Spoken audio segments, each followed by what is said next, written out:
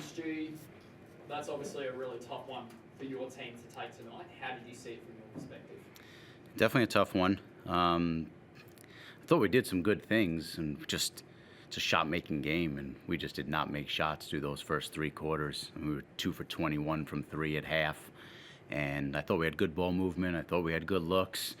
Thought we were competing. We just literally could not make shots inside the basket, right around the basket, from three, all around. So I mean, we'll have to go back and watch the film. A couple things defensively certainly need to tie up, but really just came down to where we were at from a field goal percentage standpoint. It was a rough shooting night. But within that, like in the first term, you were in the game. You had those offensive rebounds, which obviously allowed you to control possession for quite a bit in that first term. And then that possession sort of just went away. Like, how do you explain that? Yeah, it's just, we got on the offensive boards. We had 15. We only made 12 turnovers. The possession game was definitely a focus. We only go to the foul line 9 times to their 28. So that's, that's a number we'll have to look at on the film. Again, I think our inability to really create the type of shots we want. Sometimes we get a little stagnant offensively and just not able to get 2 feet in the paint, heat on the rim. But again, I thought we were generating good looks. We just couldn't make any tonight.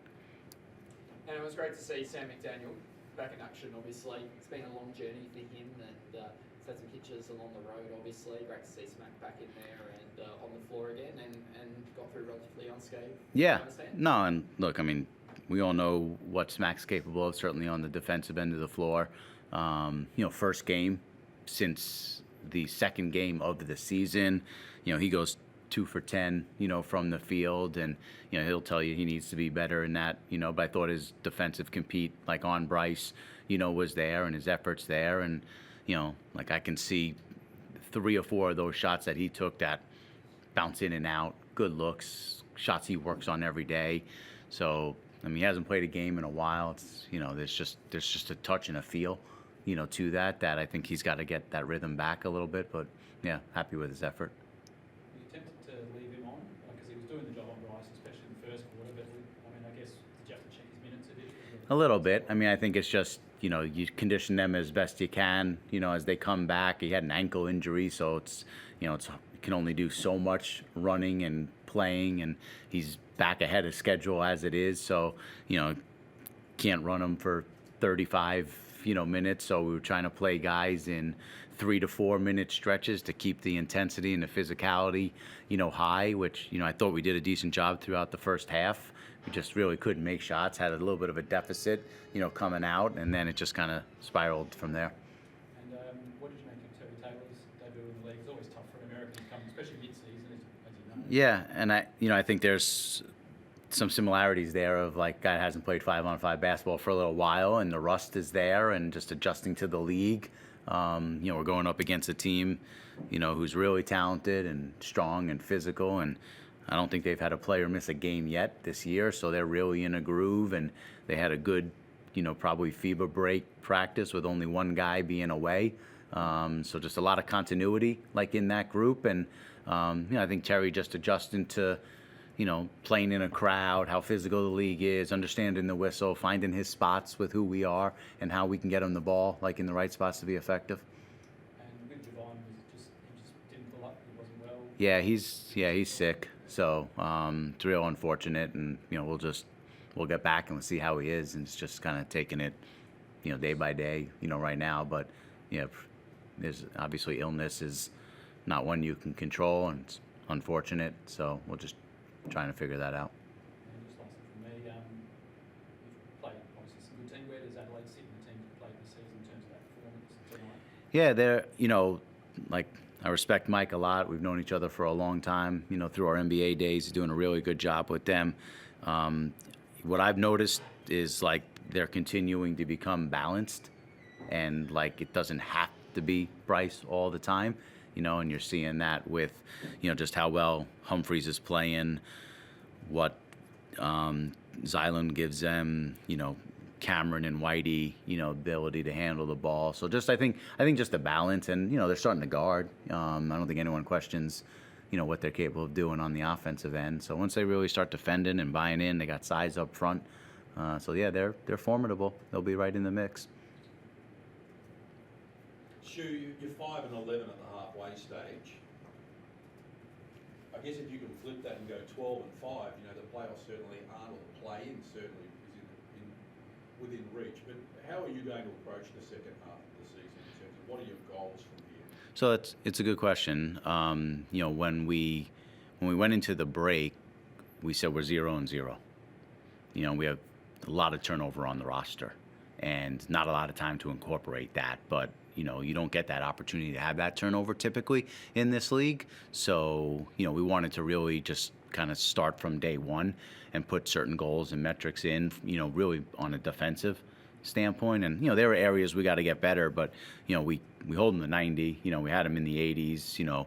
Obviously they pulled some of their guys there. A few minutes to go. So, but it wasn't. And there are areas we got to improve. But like we want to be a defensive-minded, physical, team. We got, I think, a really strong front court that can get on the old glass and create extra possessions for us. So, it's kind of cliche, game by game. That's really the mentality. We understand, we don't have a lot of margin for error right now, and we need to go on a run, and we need to go on a run quickly to stay in the fight here. I think there's probably 2 or 3 teams at the top of the ladder that are starting to really separate themselves to figure out, and then everyone else is it's just all bunched up there. We're still only maybe a win or 2 away from the 6th spot, on the win column. I think we've played more games than a number of the other teams. So, but we'll go back, we'll get to work, and then we're at Illawarra next week. You lost 4 games in a row at the start of the season, but 3 of those were by 7 points or less. But even then, you had your critics as the head coach. You've lost 4 games in a row again, and 3 of those have been by 25 plus. So I'm sure the critics are going to be out there again. How do you respond to that criticism of you as the coach? Yeah, no, and you are what your record is. We won our first game of the season, so it didn't start 0-4. We won our first one, and then we dropped a 1-point game to Cairns, and a 2-point game to Tasmania, and a 7-point game to Adelaide. Our 5 of our 10 losses coming into tonight were by an average of 5 points. And when we broke down that data during the FIBA break, it was all around the possession game. We weren't shooting enough threes, we weren't shooting well enough from the free throw line, turning the ball over too much, and not rebounding enough. Very fixable things. But we've also had 5, now 6 losses in the 20s.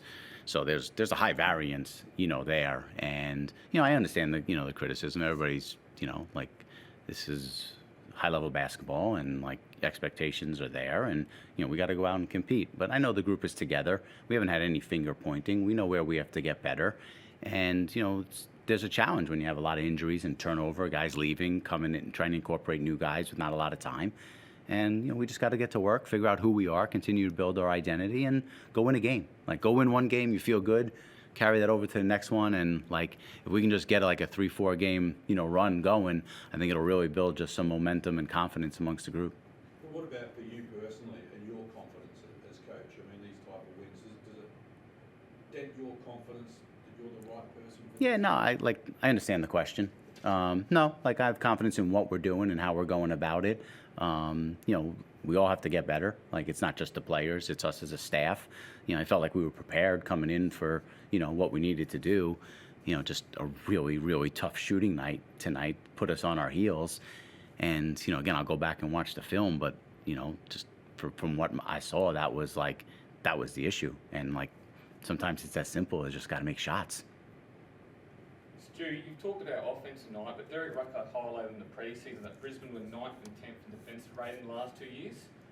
You're at 8th at the moment. In the second quarter, when Adelaide started to expand the lead, they had 63% of their attempts inside of 8 feet. What are you as head coach going to do to turn around that defensive growth? Yeah, you're preaching to the choir there. We're talking about ball pressure. We're talking about being disruptive, getting up, picking up full, trying to cause disruption and not let teams get comfortable in their offense. And we have moments of it, and then we have inconsistencies of it. We have moments, then it goes back. So, we're trying to simplify certain things so we don't have too many coverages and just be great at, the basics. We just got to get better. And Stu, you've acknowledged it here tonight. It's been a little bit of criticism. You've got a very different background, coming from an ops background. Is there something you can say to the critics there that your ops background gives you an advantage in trying to turn this around? Yeah, look, I think like I come in the same every day. I think I have a perspective on the job. You know, the staff, we work together, the players are involved, there's a collective feedback to everything that we're doing, and there's a belief, like we're prepared for games. Like it's, again, there are areas we have to improve, you know, on a day-to-day basis, but like I have confidence in who I am as the coach, my voice with the group, how we're going about our day-to-day, and we just got to get better. Do you believe that ops background gives you an advantage over some of the other coaches you could have had the role? Yeah, I'm not going to really go into like great detail on what our coaching process was. I mean, we're 20 plus games, you know, into the season at this point. I'm way past that point now. So like I'm all in on this. You know, I have great appreciation for the work that the guys come in and do every day. And I have great respect for the league and the other coaches here. So, you know, we're just in this thing to compete and get better, and, you know, we got to get a win. Are we going to see Javon next game? On the NBL website, it's listed that he'll be back for next week. Yeah, I mean, you know, he was pretty sick when we left, so until I get home and, you know, really get an idea of where he's at physically, you know, I know there's been a couple guys around the league that have been sick and have missed, you know, more than a week at this point. So we'll see where Javon is at, you know, when I get back. Mitch limped off. How's he going, and how frustrating is that? Another injury. Yeah, I mean, the guy plays so hard, and, you know, he's such an important, you know, player and person to who we are as a club. So hopefully he'll be all right and nothing too serious. And just lastly on Terry Taylor, his debut, what did you make of it? He's coming off a good season with Stockton Kings. How did you see his performance tonight? He had 7 rebounds, 2 assists. What did you make of it? Yeah, look, I thought Terry's effort was really, really solid. I think just touch and feel and getting a flow for how the game is played is probably where he needs to improve. But, you know, he's going to get on the glass. He's going to put heat on the rim. You know, he's going to play with physicality, and I think he's going to have a good impact in this league. Josh here. Josh, sorry, there you got a question? I'll jump in here, Josh from Fox Sports. Obviously, the Fever Break presents an exciting opportunity to kind of regroup, but what were some of the challenges that the team faced with 3 guys representing the national teams and a couple of guys being integrated into the lineup as well? Yeah, I wish the Fever Break was about 3 weeks long. We actually had 4 guys away, you know, 3 with the New Zealand national team and 1 with the Australian team. And then we bring in, you know, 2 new players, you know, into that. We had 1, like, practice with the whole group before we flew out here. So, you know, there's challenges around that. You know, you're trying to put in new things, incorporate Terry, reintegrate Javon, but then we have 2 starters not there and a rotation, you know, player is, you know, well.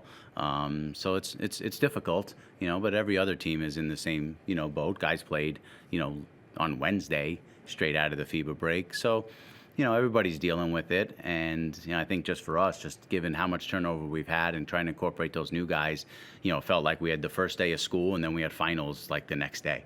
So it was just, you know, trying not to have information overkill, you know, for the guys and just simplify everything and just go out there with a great, you know, competitive spirit. Just the last one this year, mate. That bounce down, you sort of spoken a little bit earlier and the attempts that Adelaide 36 has had compared to what your guys had as well. Does that come down to, you know, a bit of lack of aggression potentially on the offensive end from your guys? Is it the home whistle as well that we sometimes see around the NBL? What do you kind of attribute that to?